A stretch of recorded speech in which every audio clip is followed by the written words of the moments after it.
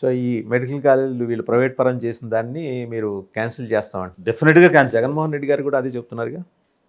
మీ ఇద్దరు కలిసి పనిచేసే అవకాశం ఉంది. మీ ఇద్దరు కలిసి పనిచేసే అవకాశం అన్న ఉందా? అలాంటి ఆలోచన ఏం లేదు. ఎందువల్లంటే మాకు ఒక ఐడియాలజీ ఉంది. మా ఐడియాలజీ ప్రకారంగా ఏమిటి, పేదల నాయకత్వంలో ప్రభుత్వంలో భాగస్వాములు అవ్వాలనేటువంటిది మా ఉద్దేశం. అంటే ఒక స్వతంత్రత, నిర్ణయం, అధికారం కలిగినటువంటి భాగస్వామ్యం కావాలి మాకు. అంతేగాని ఎవరి కిందో ఎవరి కనుసన్నల్లోనూ ఎవరి ఆధిపత్యంలోనూ పనిచేయాలనేటువంటి ఉద్దేశం కాదు. సో అలాంటి స్వేచ్ఛ, నిర్ణయాధికారం కలిగిన రాజ్యాధికారం కావాలి. అంటే రేపు పొద్దున 2029 అనుకుందాం. అప్పటికి ఈ లోపల ముందస్తు జమిలీ వస్తే చెప్పలేం. 2029కి అయితే మీరు ప్రిపేర్డ్గా ఉన్నారు. ఎస్. మొత్తం 175 సెగ్మెంట్స్ 175 సెగ్మెంట్స్లో పోటీ చేయడానికి ఇప్పటి నుంచి ప్రయత్నం మొదలుపెట్టాం. అందుకు సంబంధించిన నెట్వర్కింగ్, అదే పార్టీ సంస్థాగత వ్యవస్థ నిర్మాణం చేస్తున్నాం. పీపుల్ చాలామందికి, అంటే ప్రజలే కాదు, చాలా పొలిటికల్ పార్టీస్ కూడా మీ మీద అనుమానం ఉంది. You are a proxy of Jaganmohan Reddy గారని. అది ఇప్పుడు ఉదాహరణకి మెడికల్ కాలేజ్ సబ్జెక్ట్ ఉందండి.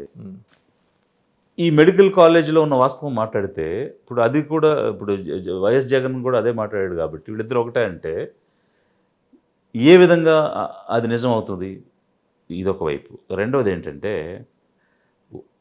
Why should I have a political party? నేను ఒక రాజకీయ పార్టీని స్థాపించుకుని ఆ పార్టీ ద్వారా పేదవాళ్ళ కోసం పనిచేయాల్సిన అవసరం నాకేంటి?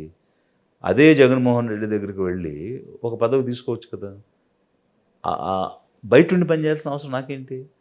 అతని దగ్గరే ఉండి పని చేసుకోవచ్చు కదా. ఇవన్నీ ఎత్తుగడలు. ఆయన దగ్గర ఉంటే మీరు ఇంత స్వతంత్రంగా పనిచేయలేరు కదా.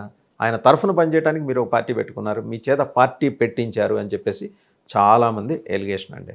అది వాస్తవమా కాదా? ఎందుకంటే ఒక మంచి సర్వీస్ మీరు వదులుకొని వచ్చారు రాజకీయాల్లోకి.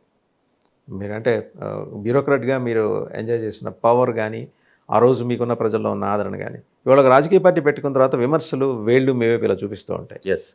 చాలామంది అన్నారు. అందుకని మీరు డైరెక్ట్ జగన్మోహన్ రెడ్డి గారు ఏంటంటే తాను పని చేయలేని కొన్ని చోట్ల విజయ్ కుమార్ గారు పనిచేస్తారని చెప్పేసి విజయ్ కుమార్ గారి చేత లిబరేషన్ కాంగ్రెస్ పార్టీ పెట్టించారు. అదేదో నిజంగా అలా పెట్టించి వాళ్ళు ఏదన్నా మాకు ఆర్థికంగా సహాయం చేసే అవకాశం ఉంటే ఇప్పించమనండి. ఎందుకంటే మేము ఆర్థికంగా చాలా వెనకబడి ఇబ్బందులు పడుతున్నాం. మాకు ఎదురవుతున్నటువంటి సమస్య అదొక్కటే. ఎందుకంటే మాకు జనబలం ఉంది, మేధోబలం ఉంది, ధనబలం అన్నదే మేము వెనకబడినటువంటి అంశం.